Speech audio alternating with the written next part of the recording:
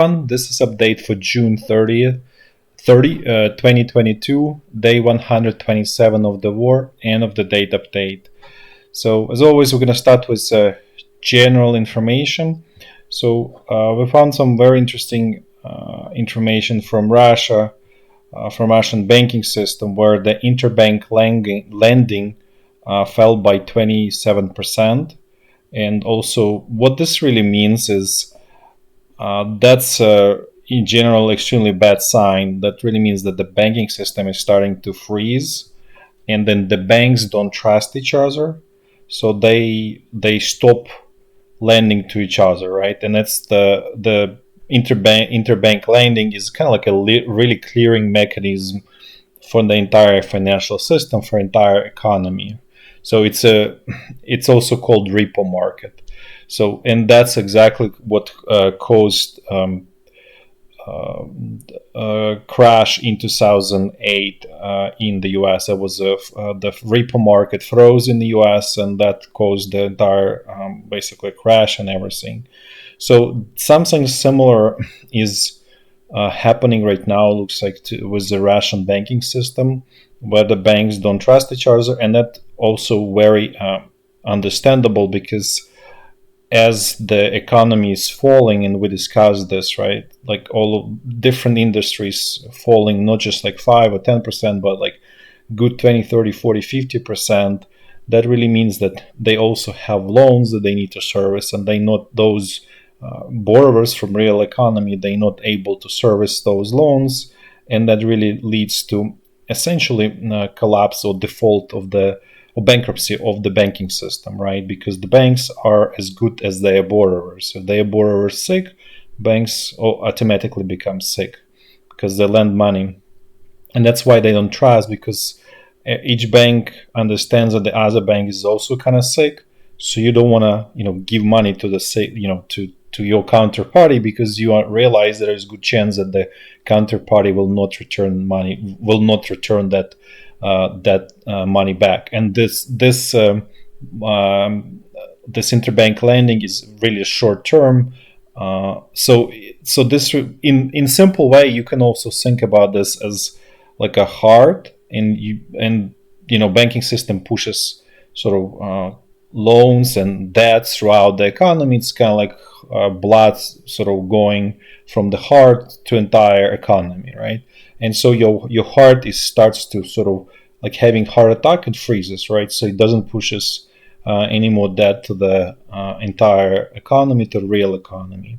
And partially is because real economy is not able to take it, right? So it's in a way, the way it starts is really from the sort of grassroots, from the real economy, which cannot take that debt, and so and actually cannot repay even existing debt. So it doesn't take new debt, but not only that, it doesn't repay the existing debt, and that creates sort of push to upstream to the banks, which then don't on the verge of bankruptcy. So this can create really some kind of big economic moment in Russia. We don't know when. It's sort of unpredictable. Nobody knows enough in terms of granularity of how the whole situation in the Russian banking system. But it's definitely worth paying attention and worth being alert, as that's extremely dangerous sign on its own. Now let's switch to a little bit different topic. We have some kind of like perspectives from Russian sort of soldier or volunteer who served in Luhansk region, and so he just shares his opinion on everything. He served 3 months contract. It's all coming from the Russian sources, so we definitely, if you think that this is coming from Ukrainian sources, no, we don't. We obviously wouldn't trust anything like that from Ukrainian sources. So it's coming from the Russian sources, where he shares his perspective, how he sees the war, sort of from his own angle. So, so first of all, he signed a 3 months contract, which also we mentioned this before, is that Russian army has a problem of recruiting new sort of contract soldiers. So they reduced the contract to really like very short term, like 3 months, right? What he signed, right? So that's the first thing. So the second, then he explained that when he joined that unit, after a few dead soldiers, he said that 70% of his unit just sort of sort of said, no, we're not going to continue fighting. We want to go back to Russia. And this is and going back to the whole situation about this is not a war in Russia, and technically, actually, kind of like not a war in Ukraine. So you can always say no without any problem, right? And go back. They went back to Russia. So out of the entire unit, there's only 30% left. He said. However, he said the good point is those 30% left. They really determined. They really sort of motivated and so on. So that was his perspective on. So in a way, kind of he felt it's better that those people left, and they stayed with people, sort of like-minded people. So then next he was saying, and he was using a lot of F words. Hopefully you understand what F word mean. I'm not going to use it here, not to be like sort of blocked by YouTube, or in general it's not sort of right things to use. So I'll just use more sort of proper word. So he was calling the tasks is one task is more idiotic than the next one, right? So you can replace idiotic with F word, and you'll be understand like what he literally was saying. So then his next sort of opinion is that the command is completely inept, incompetent, and anyone above the company level commander is total disaster. That they just inadequate, and then using a lot of F words. So he said that finding the battalion commander who is capable is like almost finding a piece of gold. Then he complained about the supply system, where he says the supply system is also idiotic, and you can just replace you use the sort of exact word as we said. And the problem, he said, is there is essentially the logistic is terrible, horrible, and the only thing that he got was just bulletproof vest and a helmet, and that's it. Actually, he's very lucky because the conscripts in Second Army Corps, which were fighting and still fighting along with him, don't even get the bulletproof vest. They get sort of old Soviet steel helmets, probably like from World War II, and many weapons are from World War II, personal weapons, meaning. And so he said the rest he had to buy on his own. He says like no thermal imaging devices, no drones, no nothing.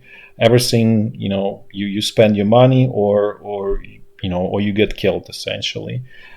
Then when he was discussing sort of Russian artillery, he said that there is plenty of it, but it's low quality. So what this really means that Russian artillery uses really sort of quantity versus quality approach, and it's all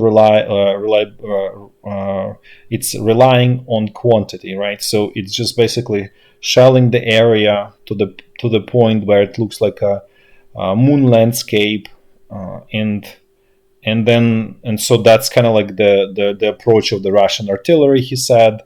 The precision of the sort of artillery strikes is extremely low quality in his opinion.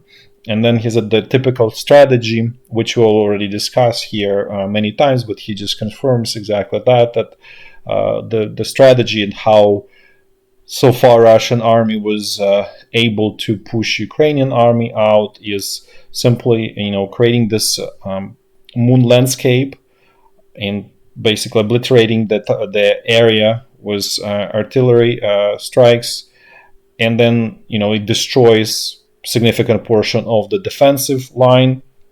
And we discussed many times that Ukrainian troops are not properly trained to create protective sort of defensive positions that can withstand, or at least to the can minimize to great extent artillery shelling.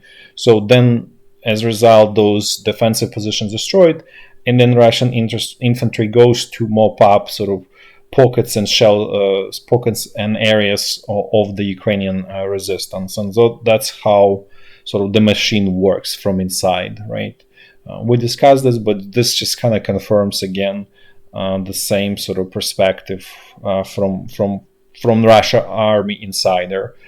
Then, as in his assessment, Ukrainian infantry is not as strong in close combat fighting. That was he felt that so under strong pressure, Ukrainian infantry sort of folds pretty quickly, in his opinion. That's about it. And again, it was a lot of discussion about like how the command is totally horrible, and that this is the big problem, and so on. That was kind of his main takeaway from all of this. Now let's actually so once we're done with this, let's start. Let's do walks through the front line. Let's start from the north and do it in a clockwise fashion, as we always do. So, as always, there is exchange of artillery fire along the state border. Nothing new here, more or less stable situation. Now let's move south. Let's see what's going on east of Kharkiv. So, situation here is the same. Russian command is trying to take advantage of the situation when Ukrainian side has pulled most of the regular army units out of here, with exception of the 92nd Brigade, and they're trying to put pressure here along this road that leads to Kharkiv. They claim that they captured a village, like that's kind of like village here. The Avdiyivka, there's no sort of support. Ukrainian side denies, says that they hold it. So in the big scheme of things, it's really inconsequential and not essential. Just really, low intensity fighting to keep this buffer. That's all it is. Now let's move south. Let's see what's going on at the Izyum bridgehead. So here situation is stable and sort of standard and typical as always. Russian attacks towards this Dolina and Krasnopilya villages without much success. Ukrainian line holds here, and going back to this is probably like the reason it holds here for now, because all of the most of the artillery and all of the sort of more battle capable units were moved to Lysychansk area, so the remaining artillery is not able to create sort of moon-like landscape, and so that's why the Ukrainian defenses hold essentially. Now let's actually look what's going on around Lysychansk. That's the sort of hot area right now. So Russian troops try to attack in many places here without actually much success today. So they obviously attacked here towards sort of northwest. They did not achieve much for now. Then they attacked towards Maloryazantsevo. That's a village here. Capture that village will totally complicate situation for Ukrainian troops here. And then they attack towards Spirna. That's just probably more like destruction attack in general. What was surprised us is actually Ukrainian army also did small scale attack in this area and actually managed to recapture some of the area, which also tells us that that Russian troops are extremely concentrated. So basically it's like tip of the knife, right? So everything is there and the rest of it's kind of like a shell, and it's pretty fragile shell. The only sort of saving grace for the Russian army is that Ukrainian army is not really capable of attacks. They don't know how to do active defense well, so that's what really helps. That helps Russian army to continue this sort of machine that we discussed at the beginning, that so allow it to kind of keep moving, right? And this is the first sign we see some kind of attempt of active defense. it does kind of look very sort of without consequences, because Ukrainian troops need to have much more here to basically, if they could attack sort of much stronger, if then they could kind of create even potential encirclement or create the threat of encirclement and essentially break this machine that's sort of set up here, that essentially it's like a hammer, right? Hits in one area all the time and slowly moving forward, right? So probably tomorrow the Russian side will be able to capture this maybe Zolotarivka or approach Verkhnyu Kamensk. So it's just slow grind, slow hammering through the wall, right? So that's just how it works. The way the sort of Ukrainian army sort of does things, this is kind of like attack to nowhere in our opinion, because the Ukrainian army is not going to exploit this opportunity to the full extent. And if they don't, then this is really kind of creating this bigger pocket, right? Which also tells us that apparently Ukrainian army is not trying to quickly withdraw from this almost pocket, like we wouldn't call it, let's call it tactical pocket. So apparently there is still desire to hold on for as long as possible. As we discussed, it's probably more than anything for political reasons, because if Ukrainian army loses Lysychansk in sort of quick time, so it's like there is a sort of negativity from loss of Severodonetsk and here Lysychansk, it can create internally even impression that the army is really collapsing and the front line is collapsing. So there's probably some political motivation to hold on to this whole area. But as we discussed, this is in many ways useless fight, and the proper approach would be just to retreat and then sort of try to figure out strategy against this hammer that's hammering through the defenses here. So this was kind of a quick assessment what's going on here. Now let's move a little bit south. Also, Russian troops were trying to attack this village Pokrovsky, which they have been trying to capture for a while.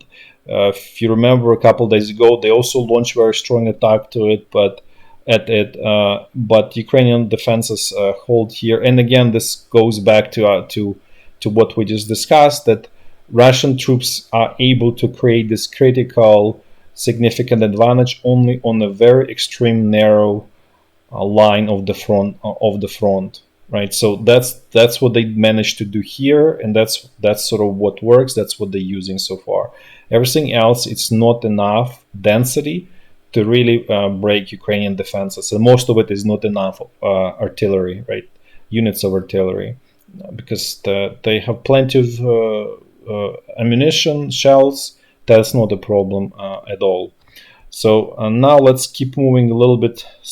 Actually, we'll quickly look at how everything is from sort of more zoomed in map. So this is Lysychansk oil refinery, which Russian troops captured yesterday. They expanded a little bit. They managed to capture a portion of this village Verkhnyu Kamenka and sort of approach to this village Zolotarivka. And then if you remember, they managed to kind of get into a little bit into outskirts of the Lysychansk.